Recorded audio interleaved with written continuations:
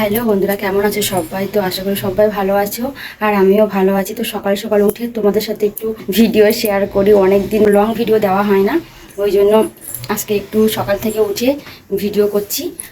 জানি না ভিডিওটা কেমন হবে, তো দেখো। এই হচ্ছে আমাদের ঘর, মানে ভাড়া ঘর, নিজের নয়। আর আর এটা হচ্ছে বোন আর মা, তিনজন থাকে, বোন আর বোনের মেয়ে আর মা, ওরা থাকে একটা ঘর। এই হচ্ছে আমাদের ভাড়া ঘরের পরিস্থিতি। আর এর পাশে আছে এই যে বড় বড় ফ্ল্যাট। এই ফ্ল্যাটগুলোর জন্য না আমাদের এক ফোঁটাও হাওয়া আসে না, মানে এত গরম লাগে এক সময় ঘরের ভিতর, তা বলার মতো না।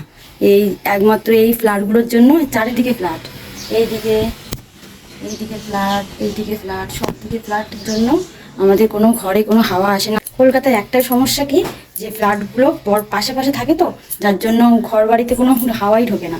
গ্রাম নয় যে চারিদিকে গাছ টাছ থাকবে, এটা হচ্ছে কলকাতা, বুঝতে হবে। চারিদিকে শুধু ফ্ল্যাট আর ফ্ল্যাট। তো এই হচ্ছে ব্যাপার। আর আমার ডাইনিং রুমে সব এইভাবে সব ছড়িয়ে ছিটিয়ে রেখেছি। আর এই আমাদের কৃষ্ণ ঠাকুর সোনা, আমি এই পিকচারটা আমার খুব পছন্দ হয়েছে, তাই দেয়ালে লাগিয়ে রেখেছি। এই হচ্ছে ডাইনিং রুম।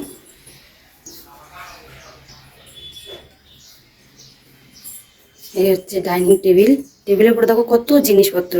আর এই হচ্ছে কিচেনের অবস্থা দেখো, এখনো ওর মধ্যে জিনিসপত্র আছে। সকালবেলা এখন রান্না বসেনি, তো রান্না বান্না করিনি।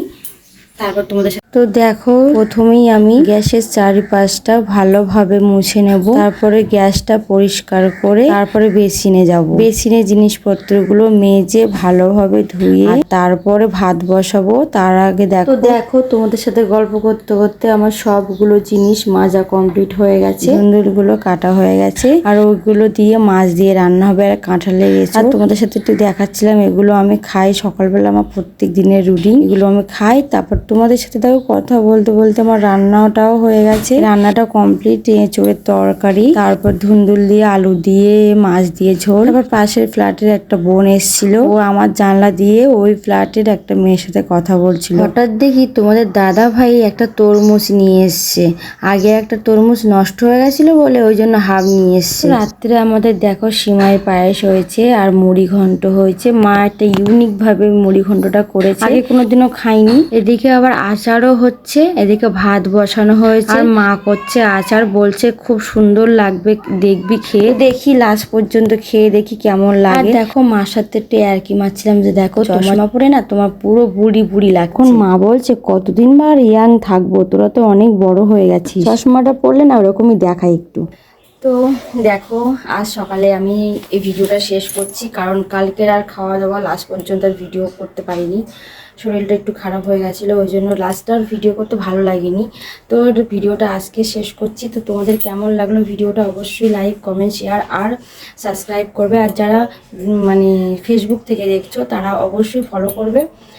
আর অবশ্যই কমেন্টে জানাবে কেমন লাগলো ভিডিওটা। জানি তেমন ভালো হয়নি, কারণ নর্মালি ভিডিও করেছি, ভালো লাগছিল না, একটু ভিডিও করতে ইচ্ছা হচ্ছিলো, তাই তোমাদের সাথে একটু ডেইলি ব্লগ শেয়ার করলাম। তো চলো টাটা, বাই, ভালো থেকো, তোমরা সবাই সুস্থ থেকো। আর পরের ভিডিওর জন্য অবশ্যই সবাই কিন্তু ফলো আর সাবস্ক্রাইব করে রাখবে। চলো বাই, টাটা।